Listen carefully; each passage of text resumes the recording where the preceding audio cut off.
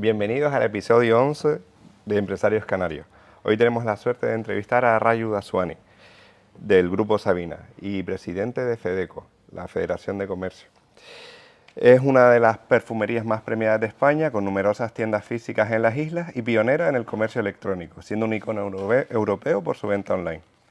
Rayu, cuéntanos la historia de cómo una pequeña tienda familiar en los bajos de un hotel en Gran Canaria ha crecido hasta convertirse en una de las perfumerías más influyentes y exitosas de Canarias.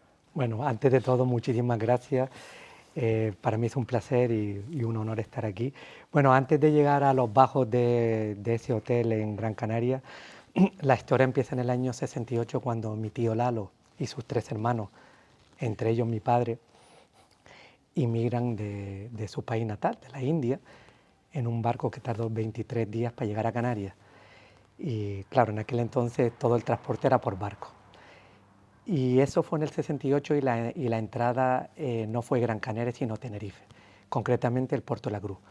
Ahí mi tío Lalo y los 3 hermanos tenían una hermana que ya estaba afincada en Puerto de la Cruz y le llamaron. La fortaleza en Canarias de la colonia india siempre ha sido el comercio, ¿vale? Entonces, Canarias siempre en aquel entonces era un puerto franco y venían cantidad de turistas extranjeros y nacionales para hacer sus compras, ¿no? Entonces, bueno, empiezan en el Puerto de la Cruz y al cabo de un tiempo se mudan a Santa Cruz. En Santa Cruz, mi tío Lalo y mi padre pues trabajan para una tienda y justo vivían encima de esa tienda. Entonces no tenían horario. Era las 24 horas al día y los 7 días a la semana. ¿Por qué digo eso? Porque las pocas horas que tenían de descanso y de repente venían un barco, pues el jefe les tocaba y tenían que bajar y Sin abrir, parar. correcto, y sin parar y abrir la tienda y vender. Entonces, lógicamente, por eso digo que no había ningún horario. Barcos venían muchísimo, los productos no tenían impuestos. Claro, esto es el tema del Puerto Franco. Correcto, efectivamente, esa ha sido la fortaleza, siempre, lógicamente el turismo siempre ha sido el motor de Canarias, pero el comercio también. Entonces, bueno, se vendía muchísimos radiocassettes, muchísimos souvenirs y para ellos muchísimos perfumes. Para ellos era un incentivo, o sea, muchos de ellos venían de vacaciones, pero a la misma vez su objetivo primordial era las compras. Entonces venían con maletas, la llenaban y se volvían. Entonces nada, ahí eso fue desde los años 68 hasta el año 73. En el 73 ellos efectivamente se van a Gran Canaria. Y es ahí de donde los bajos de un hotel, como has dicho tú, el Hotel Corona Roja, empieza su primera tienda.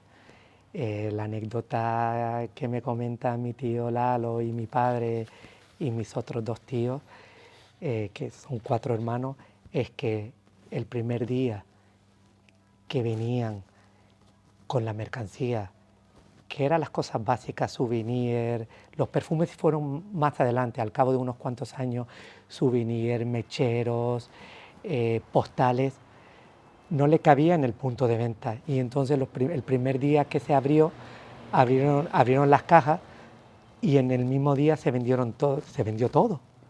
Qué barbaridad. Y la verdad que fue una satisfacción porque ellos no tenían claro si con todo lo que habían comprado, si lo iban a vender. y se vendió todo en el mismo día. A raíz de ese se vendían muchísimo carretes de cámaras, carretes de fotos. Y después ellos vieron una oportunidad con el tema de los perfumes.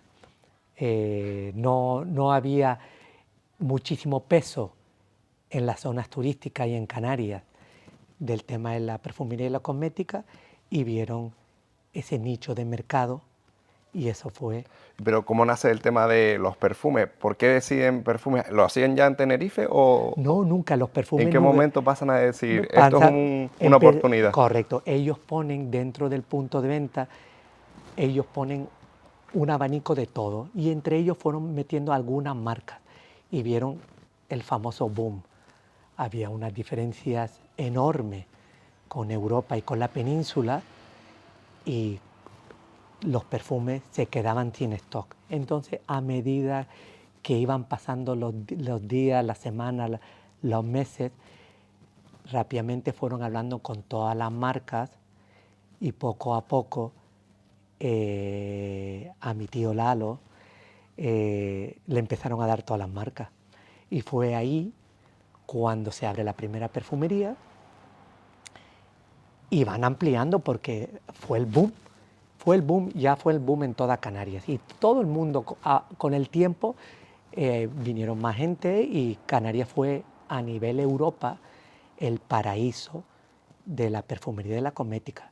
Tal es el caso que Canarias ha tenido las mejores perfumerías de toda Europa. Cuando hablo de las mejores perfumerías, cualquier director a nivel internacional, cuando quería ver perfumerías cualitativas, siempre venían a ver y visitar las de Canarias, porque la parte de inversión de las perfumerías canarias no tenía nada que ver ni con las peninsulares ni con las europeas. Entonces siempre hemos sido, en Canarias se lo han visto como unos pioneros de tener perfumerías de calidad muy alta. Sobre todo también me imagino que el apoyo turístico de que, bueno, vienen a visitar la isla, pero la oportunidad de tener unos precios buenos para venir aquí a gastar, era ustedes una oportunidad de vamos a hacer una experiencia con el cliente que venga y que la tienda la vea como si fuese algo de otro nivel. Nosotros al ver que había tanta afluencia de turismo y de turistas a nivel Canarias, pues al final veíamos que el invertir iba a ser de un reclamo enorme. Entonces, por un lado, teníamos lo más complicado, que esto era un paraíso para los turistas y nosotros lo que nos encargábamos de hacer tiendas muy top para poder estar a la altura del turismo que nos venía. Tú me decías que había el otro día que había gente que venía solamente de todas partes del mundo, solamente al tema de las experiencias de compra en Canarias aquí, de las tiendas. Nosotros siempre hemos comentado que el turismo claramente es el motor de la economía de Canarias, pero el comercio es muy a la par. Y efectivamente la gente venía a disfrutar de nuestras maravillosas islas, pero una de las fortalezas era aprovechar, por supuesto, el sol y playa, pero también la compra, la compra de perfumes, y de cosméticos. Muchas veces en el pasado venían a hacerte las compras del año, para ellos, para su familia, para las Navidades, para los Reyes, y la diferencia, insisto, era brutal. Con la península y con Europa, la diferencia en precios al haber sido un puerto franco, pues era la gente se pagaban sus estancias, sus billetes de avión con lo que se ahorraban con las compras. Así que era una oportunidad y la diferencia era muy grande. Pero una cosa que siempre me ha parecido clave, por lo que me comentabas también, es que siempre han sabido buscar oportunidades de negocio. Y una cosa reciente es el tema del comercio online, del comercio electrónico. Mucha gente se piensa que ustedes empezaron en la pandemia a vender en online, pero nada que ver, empezaron mucho antes.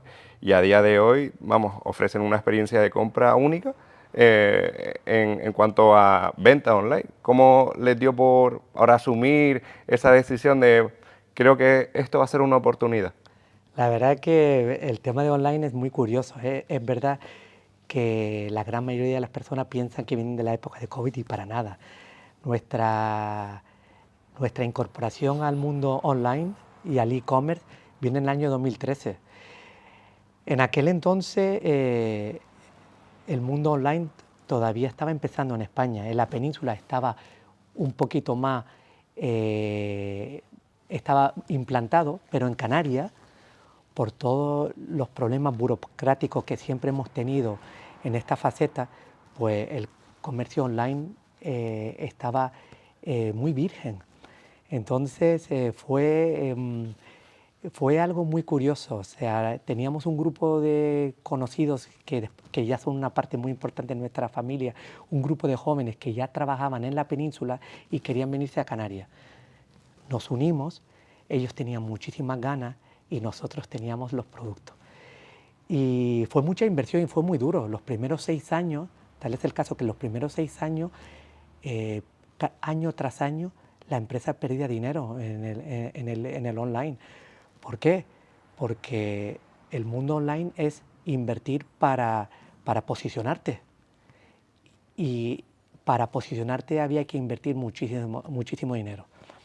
Yo agradezco muchísimo a la familia, porque al final esto no deja de ser una empresa familiar, que la empresa, la familia no se desmotivó cuando año tras año confiaba en el proyecto, y año tras año iban metiendo más dinero, más esfuerzo, más equipo humano, porque creían en ese proyecto. Y los primeros 6 años fue pérdida, pero a partir del 7.º año es cuando se vio el fruto de tanto trabajo, de tanta inversión económica, equipo humano, muchas horas. Y hoy, bueno, no me gusta muchísimo hablar de esta parte, pero bueno, hoy efectivamente, 11 años, 12 años más tarde, somos un referente. Qué bueno. A nivel online.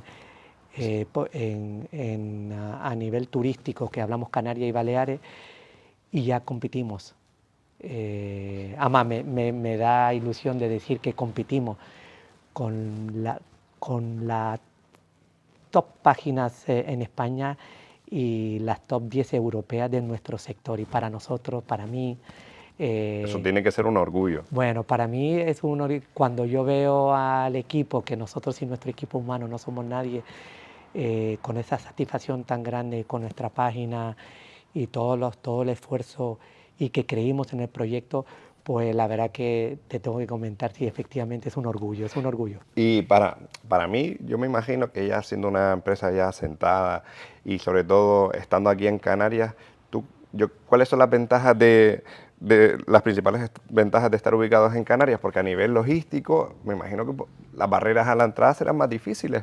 ¿Cómo lo ves? Yo te comento, mamá, voy a decir, soy un privilegiado de haber nacido aquí y estar en mi tierra, y no tengo palabras de agradecer de cómo han abierto los brazos a mi familia y lo felices que somos de haber nacido aquí. Dicho esto, la ventaja de tener la logística en Canarias, la pregunta que me has hecho, y yo te voy a contestar que hay ninguna.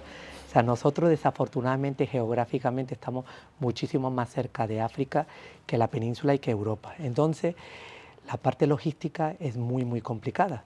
Entonces, yo siempre digo que nosotros nos despertamos todas las mañanas perdiendo el partido 2-0 con mis competidores en la península y con Europa. ¿Por qué?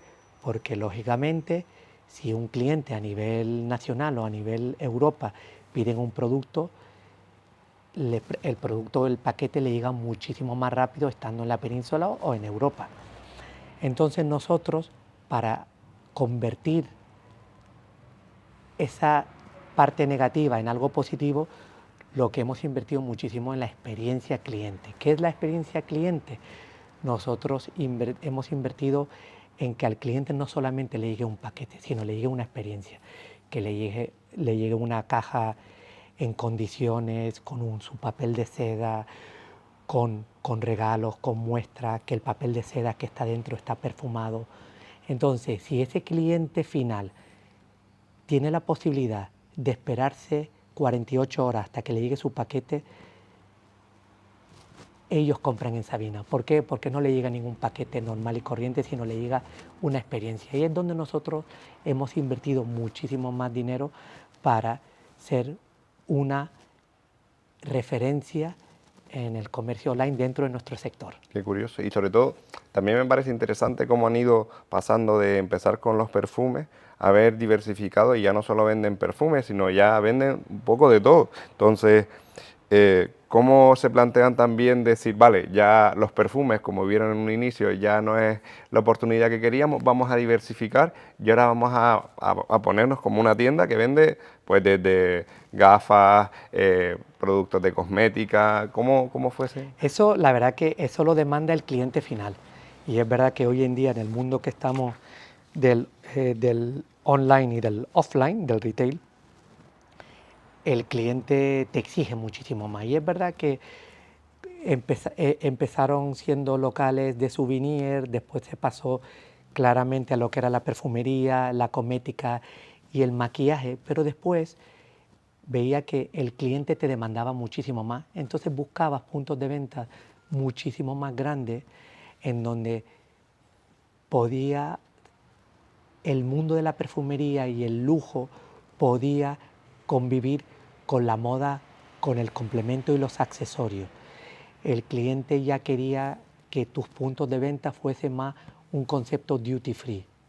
Concepto duty free en donde no solamente compraba los perfumes y los maquillajes y la cosmética, sino al final hemos invertido muchísimo en la moda, en calzado, en complemento, en básico. Y eso al final, el que te marca eso es el propio cliente.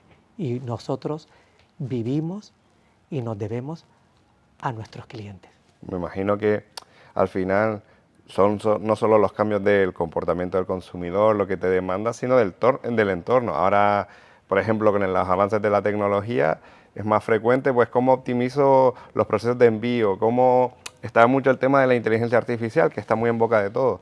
Al final, no sé cómo les ha afectado también este entorno en el día a día de vuestro negocio. Bueno, yo creo que el tema de la inteligencia artificial hoy en día no es el futuro, o sea, el futuro por supuesto, pero ya es parte del presente.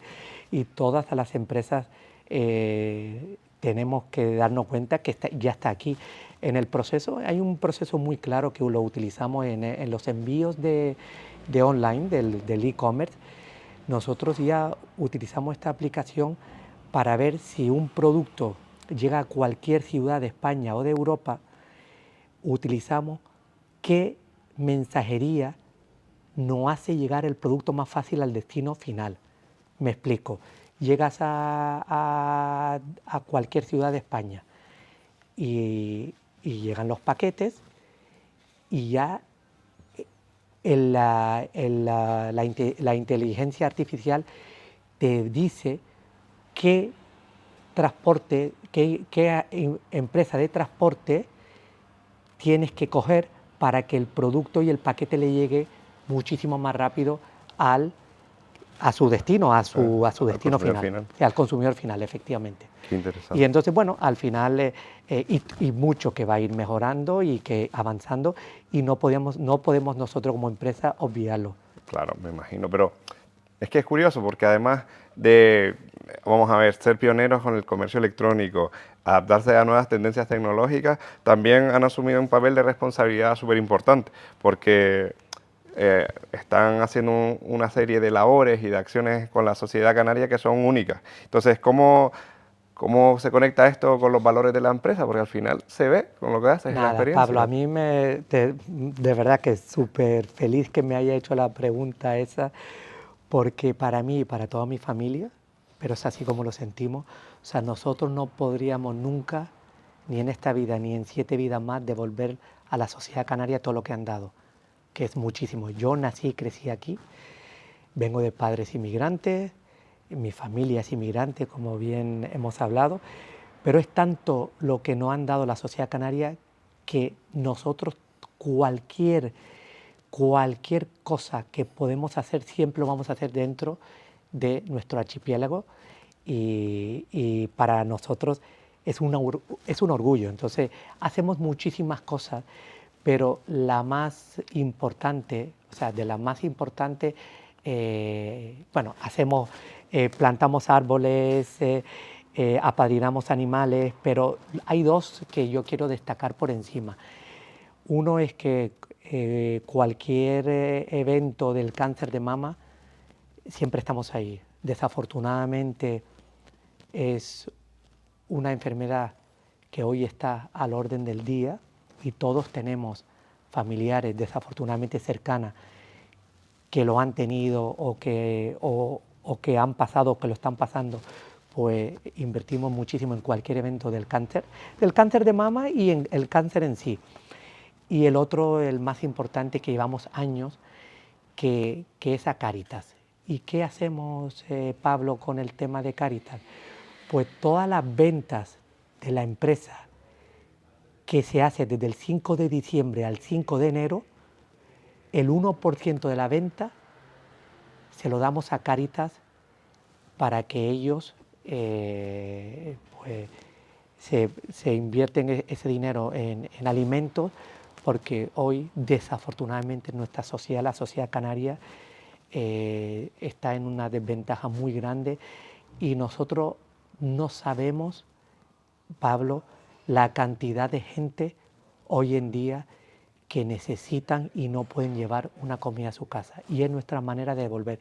Insisto que hagamos lo que hagamos, va a ser, nunca podremos devolver a la sociedad canaria todo lo que nos han dado. O sea, y insisto porque nos han dado mucho. Y hoy mi familia ha crecido aquí, mis hijos son canarios, yo me siento canario y es un auténtico privilegio y un lujo poder haber nacido en el mejor sitio del mundo, que es Gran Canaria. Me parece que la verdad que tiene una labor increíble, no solo empresarial, sino también corporativa.